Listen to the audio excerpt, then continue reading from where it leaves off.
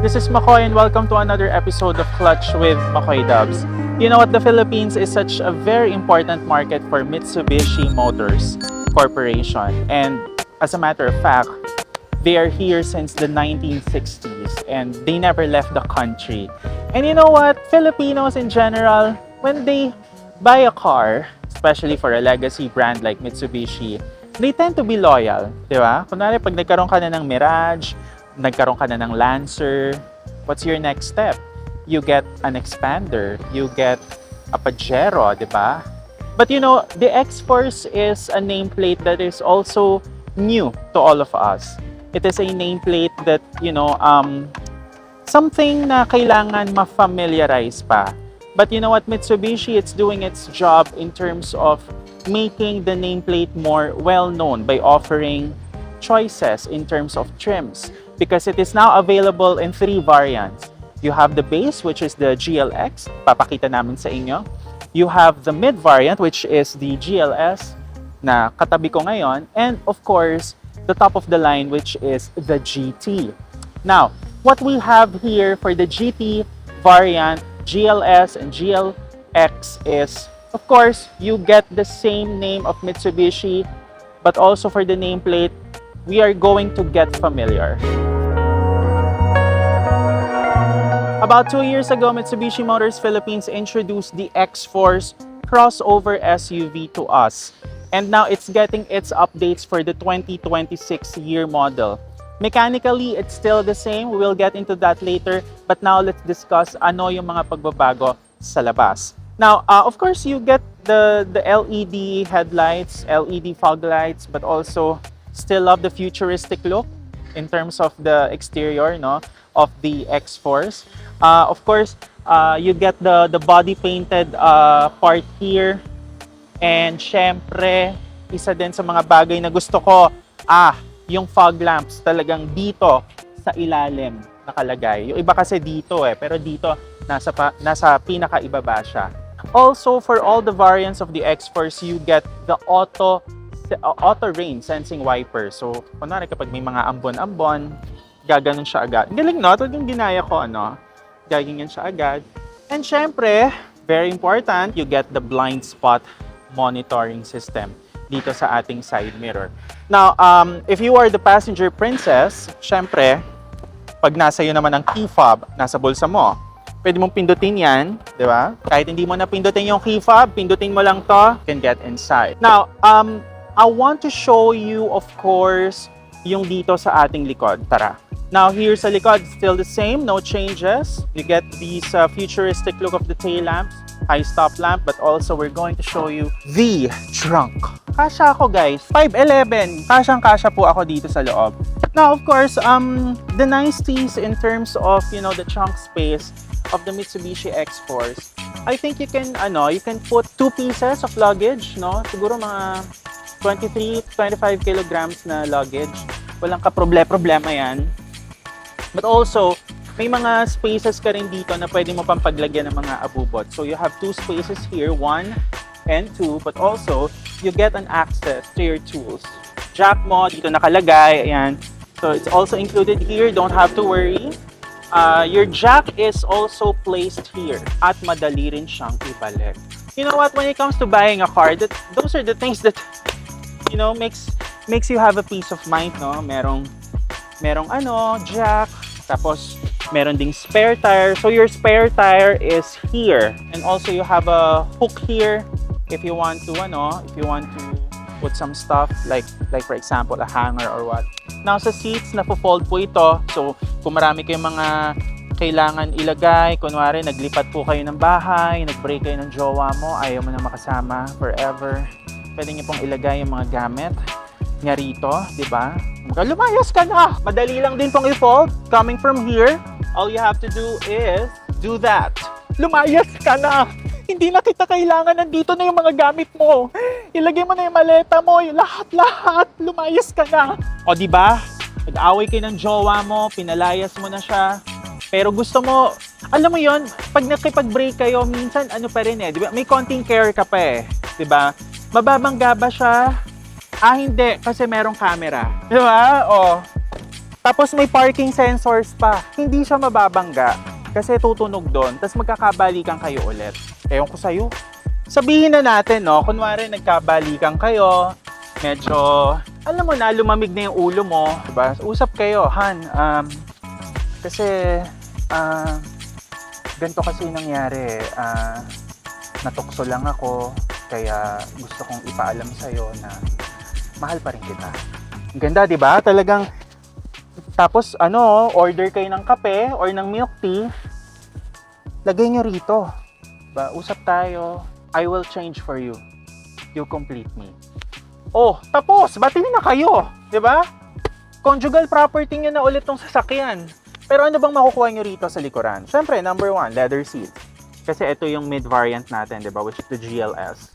You also have the aircon vents here, very important. And also USB port dito sa kanan and USB-C port dito sa kaliwa. And syempre, naman natin kalimutan to, di ba? Huwag natin kalimutan ang cup holder. Oh, dalawa. Di ba? Sabi sa inyo pang magjowa talaga to. Pang magjowa tong X-Force. Oh, maluwag ang likod, 'di ba? Komportable. Galing ako ng taping ng The Good Doctor. Tulog ako diyan. O Kuya Ray, dahan-dahan sa lubak. Oh, sarap ang tulog. Oh, so nakita nyo na, laking bulas, 5'11". Komportable. Bati na kayo ng jowa mo, pagda-drive mo na siya, 'di ba? Ahatid mo na sa bahay. Oh, bati na kayo Diba? Yayayain mo nang mag-date. Ngayon, bilang driver, kailangan mong ma-appreciate naman din ang cockpit ng Mitsubishi X-Force. So, you get soft touch leather here sa harapan, but also hard plastic dito sa ating dash. You get also the information dito sa cockpit. Cockpit talaga, no? So, nakikita mo dito sino yung hindi naka-seatbelt. So, kita mo dito kung naka-seatbelt ba yung jowa mo. Now, you get LED lights already for here, dito sa lights natin. Tapos, pwede ka rin maglagay ng shades dito, no? You get all the niceties in terms of the infotainment system because, as I've said earlier, this is equipped with wireless Android Auto and Apple CarPlay. But, you know what? The main selling point for me is the cooler. That you can actually put your bottles here para malamig sila. Kunwari, meron kang iced coffee or let's say tubig, no? Bottled water, tapos gusto mong malamig pa rin siya, lagay mo lang dito yan. Kasi pwede mong ibukas at isara yung rito, yung vent. Okay? So ngayon isara natin kasi walang laman. Now, you had the auto hold, the auto brake hold, which is very important nowadays, no? For cars, but also you get to choose different drive modes pa rin. Diba? You get the normal, wet kapag maulan, gravel, and mud. And actually, these 4 drive modes are only available sa ating mid-variant and sa ating top of the line. Sa GLX, which is the base, wala siya.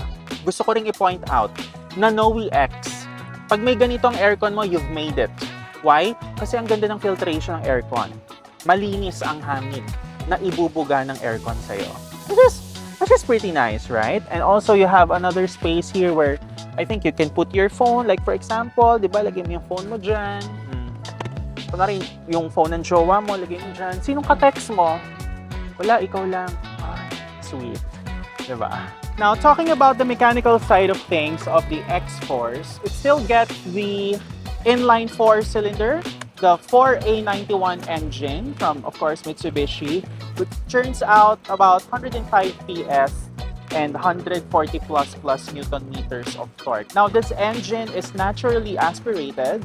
We don't get the turbocharge that they have for the Decimator because this car is actually tuned for fuel efficiency and daily drivability. Now, of course, it is paired in CVT and it drives the front wheels. But of course, for the GLS mid-variant and the GT, you get the active yaw control that only true fans of Mitsubishi would know. Hey everyone, so now we are driving the new Mitsubishi X-Force. Itong minamaneho natin is the mid-variant, which is the GLS, and it is now available in 3 variants as I've mentioned. You have the GLS, the GLX, no? And then the GT trim.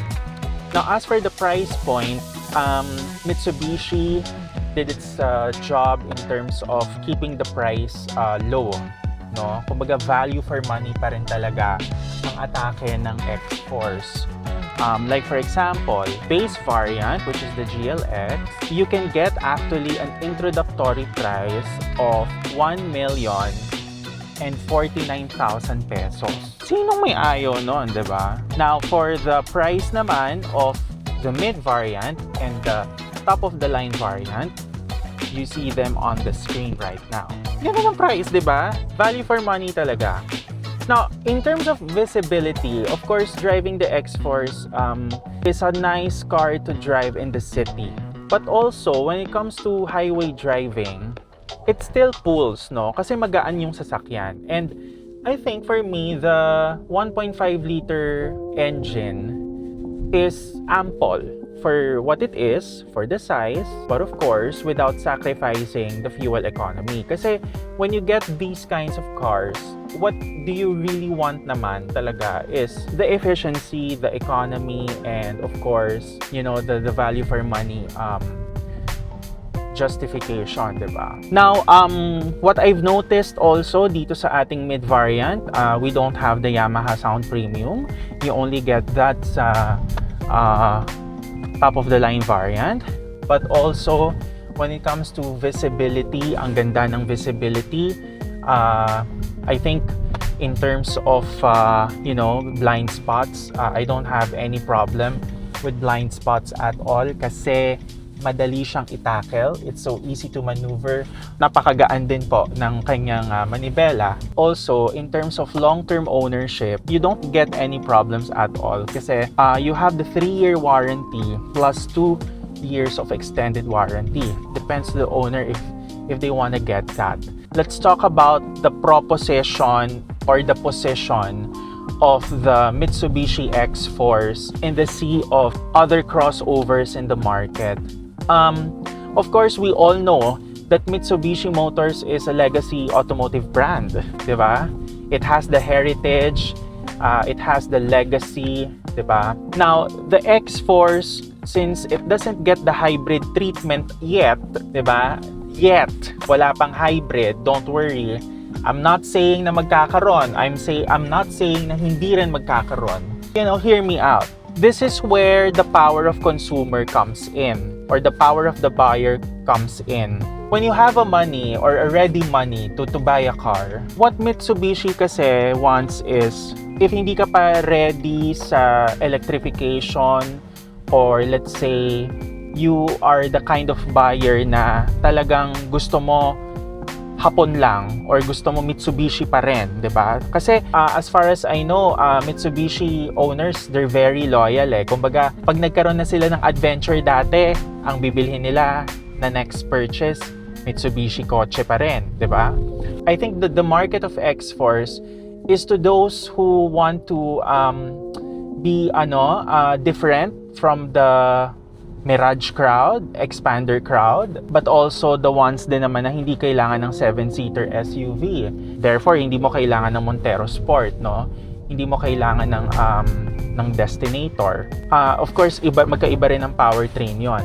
But what I am trying to say here is the X-Force is to those who want to be adventurous, but at the same time, who wants to get the looks, 'di ba?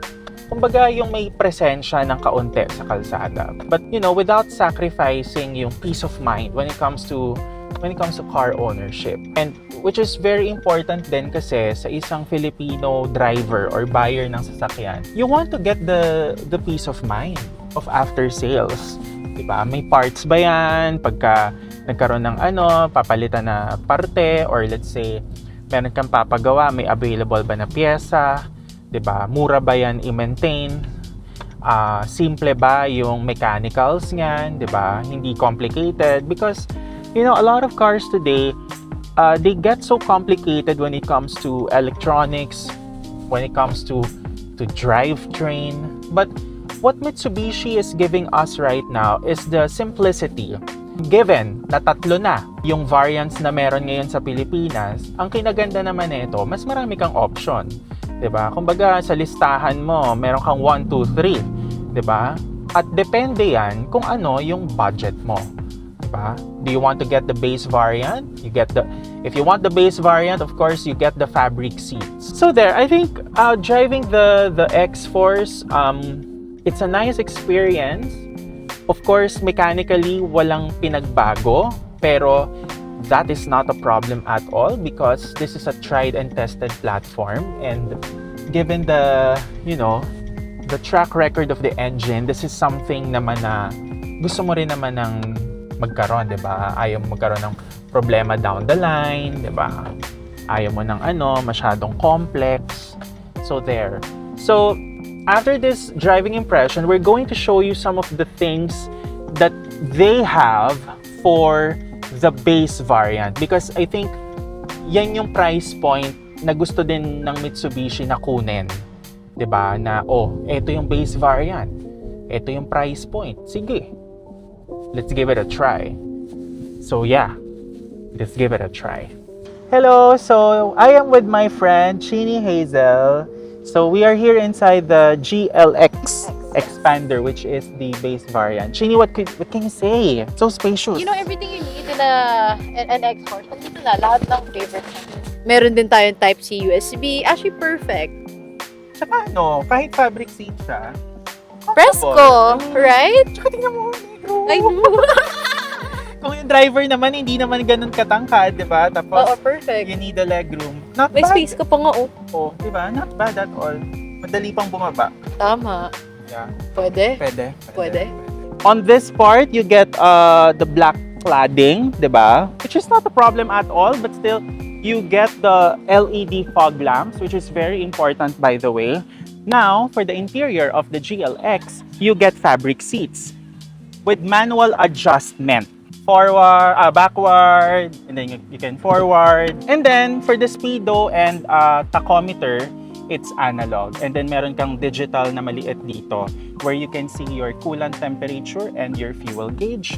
But also, you get din naman a touch screen multi-information display. For the Android Auto and Apple CarPlay, you get wired only. Okay, it's not wireless, so kailangan mo ng wires for that.